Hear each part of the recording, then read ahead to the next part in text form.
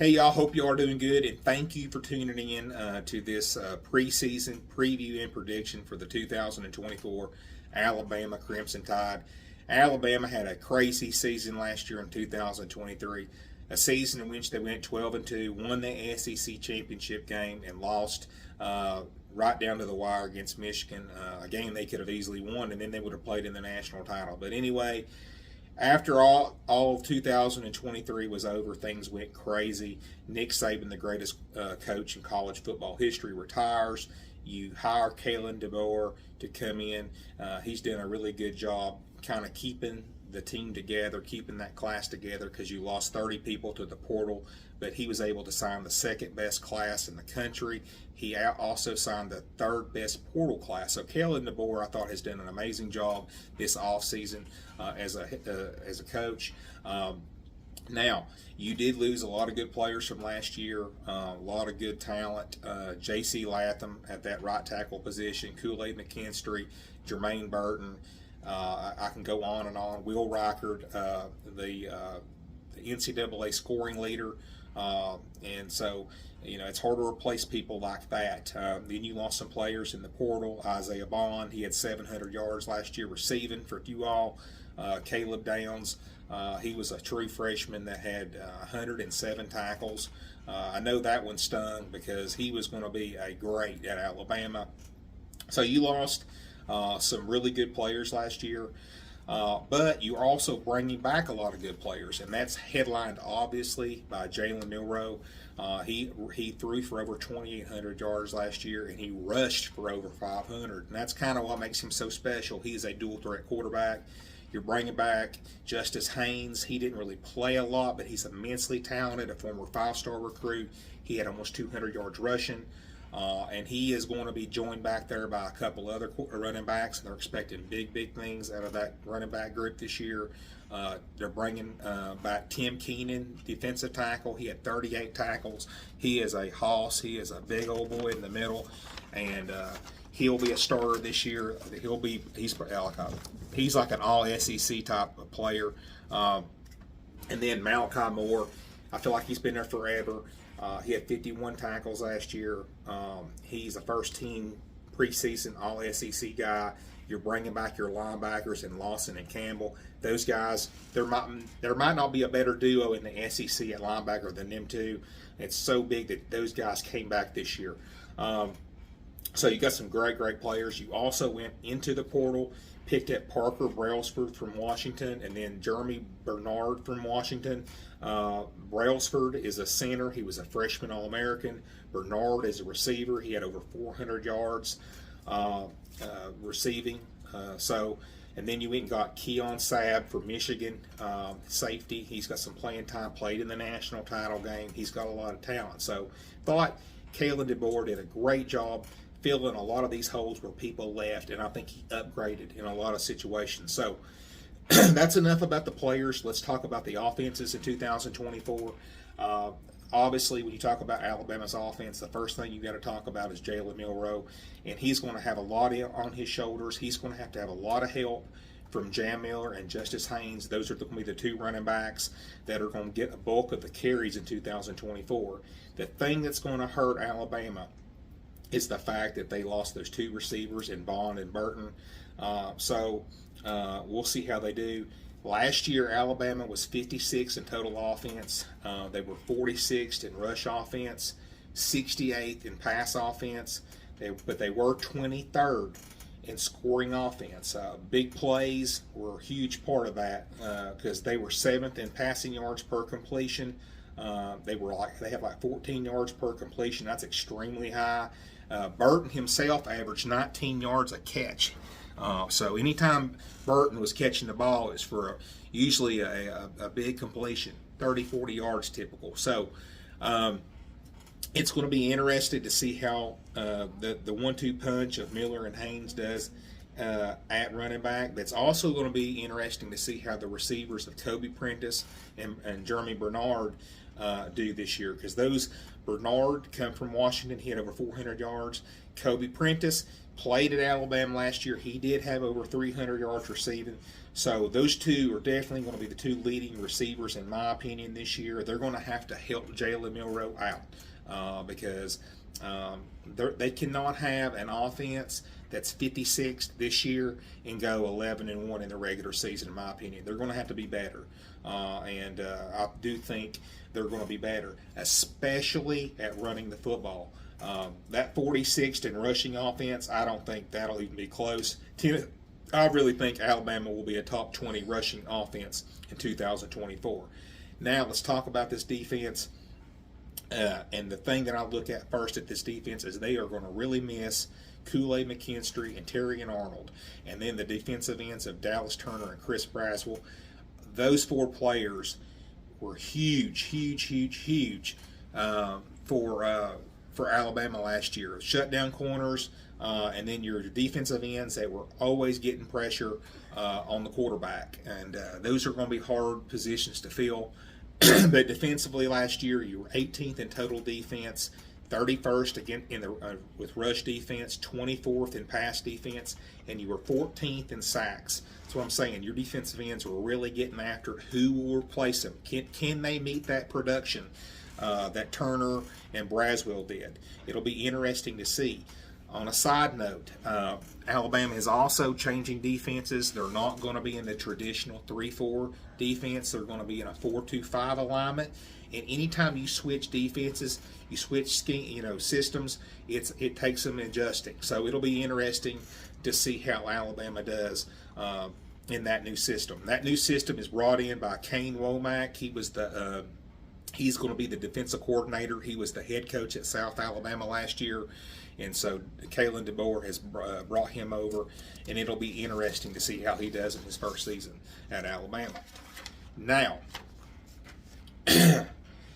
so I think defensively, I think Alabama's going to be fine. You got Malachi Moore, like I said earlier. You've got those linebackers coming back. You've got some good defensive linemen, but you are losing a lot of production. So it'll be interesting to see how the defense does. Now, you open the season against Western Kentucky.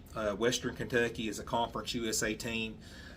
They're always putting up decent offensive numbers, but defensively they are awful. They were 108th in total defense last year, and that's horrible. That's horrible. I mean, 108th in total defense. They are kind of capable of putting up some points. They brought in T.J. Finley from Texas State. He threw for over 3,400 yards last year at Texas State. One thing about Western Kentucky is they were 9th best in the country at allowing sacks. So they really protected the quarterback.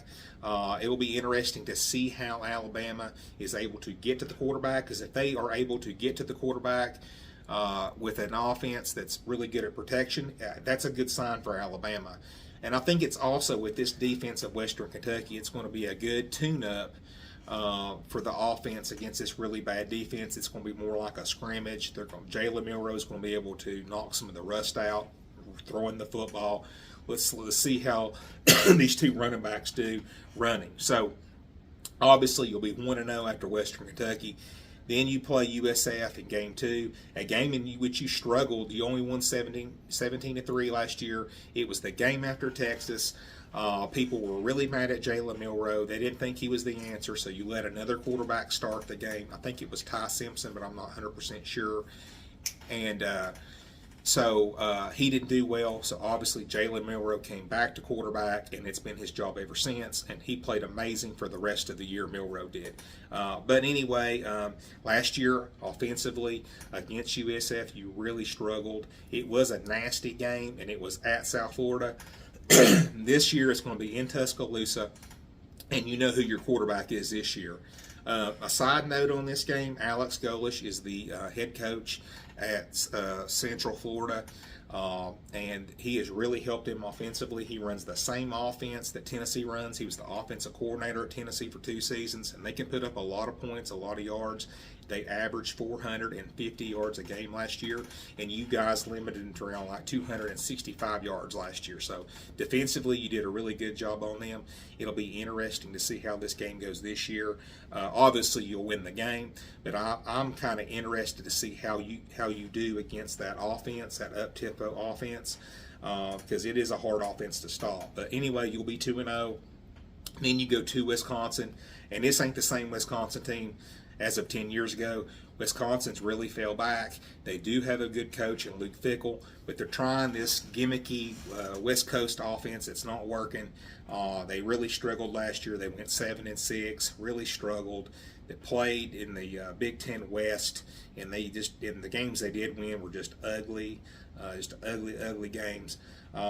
Wisconsin's they're gonna be better this year, but they're not gonna be much better than they were last year. Alabama's much better. Alabama will crush Wisconsin, and I don't care if it's at Wisconsin or in Alaska or Tuscaloosa. Alabama will beat Wisconsin easily. Now, after that, you're 3-0, and you got the bye week coming up, and then you're going to play Georgia at home. And Georgia has, they've really struggled against Alabama.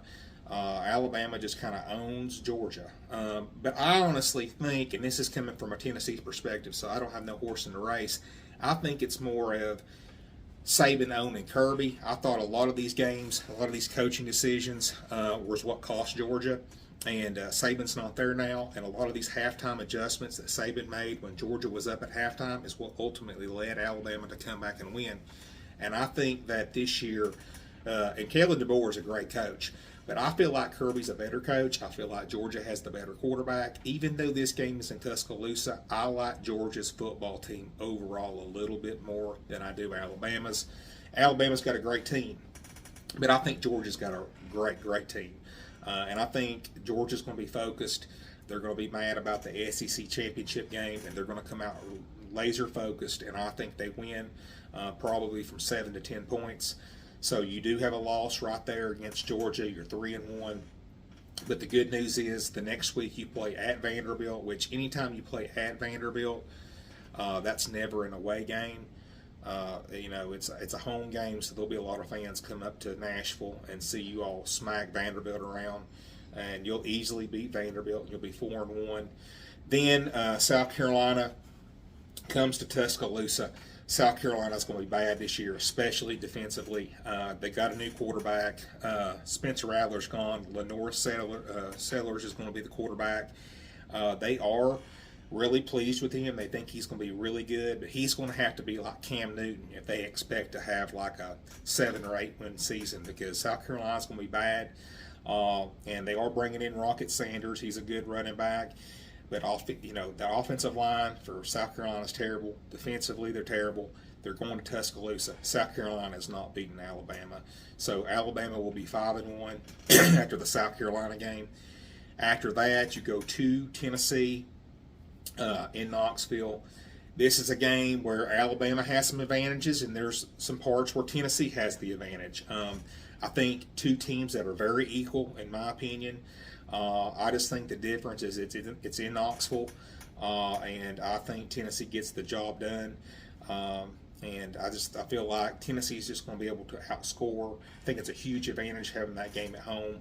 If this game was in Tuscaloosa, I'd probably pick Alabama to win it, just to be honest with you. So I know I picked Alabama to beat Tennessee last year in my preview. But this year I've got Tennessee beating Alabama at home.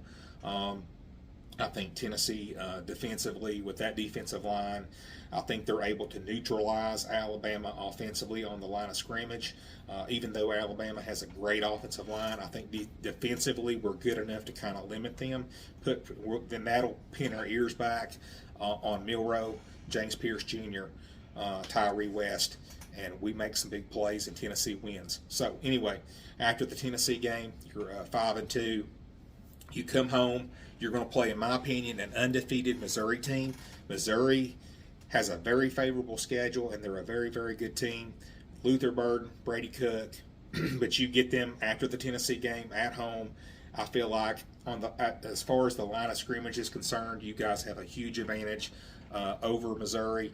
They're losing a lot of their defensive line, a lot of their playmakers, and I feel like Alabama will be able to run the football, control the clock, and you guys win that game. And Missouri will probably be a top 10, top 5 team, so that's a big, big win.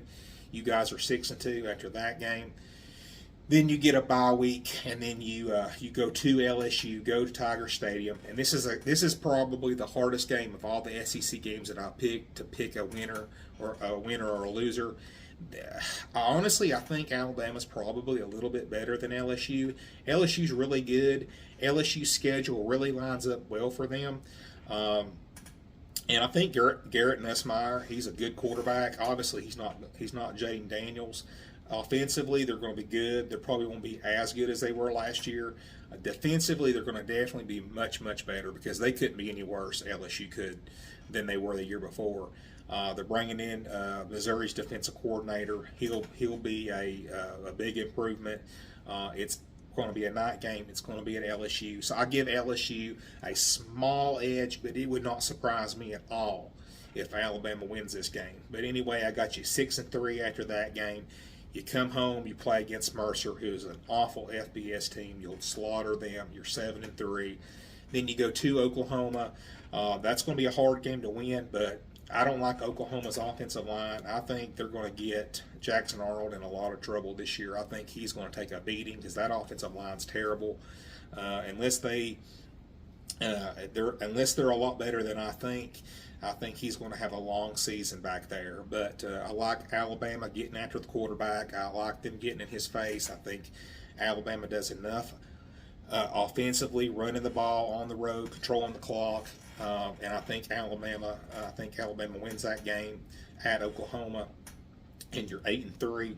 Then you close the season out at home against Auburn. Auburn is going to be a team that's going to be much improved this year, in my opinion. Offensively, they're going to be a top 20, top 25 rushing offense with Peyton Thorne as a dual threat quarterback. They went out and got a lot of receivers. Accomplished receivers, good receivers. They added some pieces here and there that are going to make that team a lot better. But at the end of the day, it's in Tuscaloosa. I like Milroe a lot better than I do Peyton Thorne, and I think Alabama's a better team overall too. So all those things being said, Alabama's going to beat Auburn. You're going to be 9-3. And I know a lot of Alabama fans right now, if you're watching this, you're throwing stuff at me and telling me I'm wrong, and I could be, especially in the LSU game. I could be even wrong on the Tennessee game, honestly. I feel better about Tennessee than I do LSU, though. But I think you're 9-3. It could get you in the college football playoffs, but probably won't if you're 9-3. But anyway, I think you're 9-3, and I think the future for you guys is still great. Kalen DeBoer is a great football coach, and I think you'll probably even have a better season the next year, honestly, because you're trending great, recruiting, everything's going up. Alabama's still on the rise. Alabama's not going anywhere. But anyway, I appreciate you guys tuning in, and I'll talk to you all later.